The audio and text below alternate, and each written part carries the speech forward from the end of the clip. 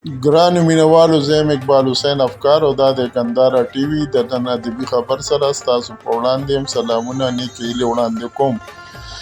د جون په 5مه نیټه د ګل په ورځ ماښام 5 بجې د اکاډمي ادبیات پاکستان په رایټر هاوس کې د پښتو ژبې د یاد قامي او انقلابي شاعر ښاغلي خالد خان ادینه په یاد کې یو ډیره خوندوره دستوره وشوه. د دې دستورې صدارت د ادبي سوسایټۍ چیرمن سید محمود احمد صاحب وکړو او د دې موقع باندې مشران میلمانه پروفیسر ظاهر شاه ظاهر صاحب او ښاغلی اکبر سیالو. د دې دستورې نظامت ښاغلي سردار یوسفزي ترسره کړو او د پروګرام باقاعده شروع ښاغلي وقار علي شاه دریاب د قرآن پاک د تلاوت نه وکړه او وروستو اقبال حسین افکار هغه میلمنو ته ستړي مشي ووي او د خالد خان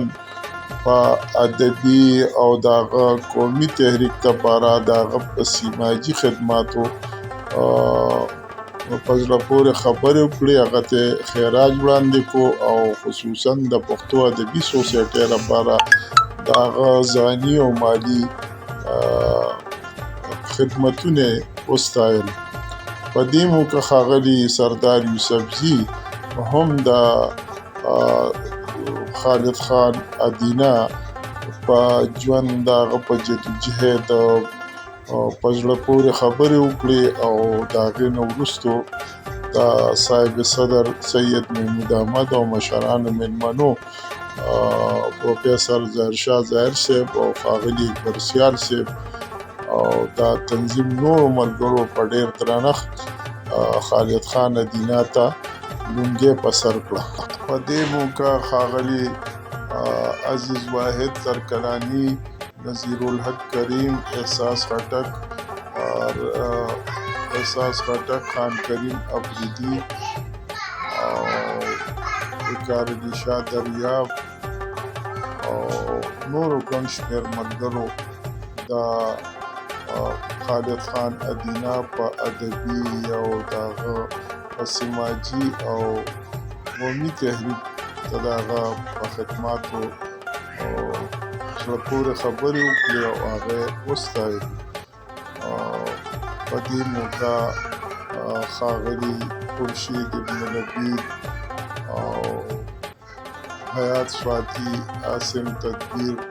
سارا خان هغه ته منظوم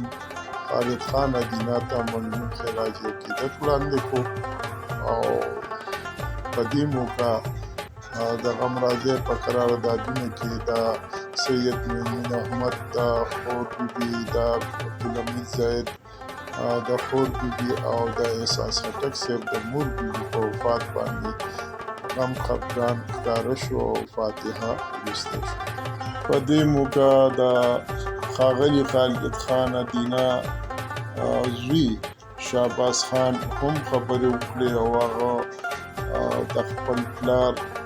د شفقت او مینې او پښتونوالي ذکر یې وکړو، بیا چې هغه په تېر وخت کې کمې سختۍ او تکلیف تېر شو هغې خبرې وکړې او دې سره هغه د پښتو ادبي سوسایټۍ اسلام آباد د ټولو ملګرو په خصوصیت سره د سردار یوسفزي اقبال حسین افکار د هغې ته مننه وویله، کوروداني وویله چې هغې په هر وخت کې د خالد خان سره تعلق ساتلی دی او نن یې د هغه په درناوي کې د دې دستوري اهتمام کړی دی. دې سره خالد خان ادینه صاحب هم د پښتو ادبي سوسایټۍ اسلام آباد د ملګرو ته مننه وویله چې د هغه په درناوي کې دا ناسته راجوړه کړې. هغه وویل چې ادبي سوسایټي زما تنظیم دی او دلته هم د دې تنظیم په وسیله باندې زه چې نو په ګرده پښتونخوا کې ګرځېدلی یم او AVT خیبر ته م کتلي وو. هغه د دې پښتو ادبي سوسایټي یا که نور دغه و بس د هغې ادبي سوسایټۍ سره زما خپل تعلق و، زما خپل تنظیم و، خو بس د بیمارۍ په وجه باندې مونږ په یو لویه چې کوم دی نو د ملګرو زمونږ ترمنځ چې دی نو فاصله جوړه شوه، او زه به کوشش کوم چې اوس هم په اجلاسونو کې شرکت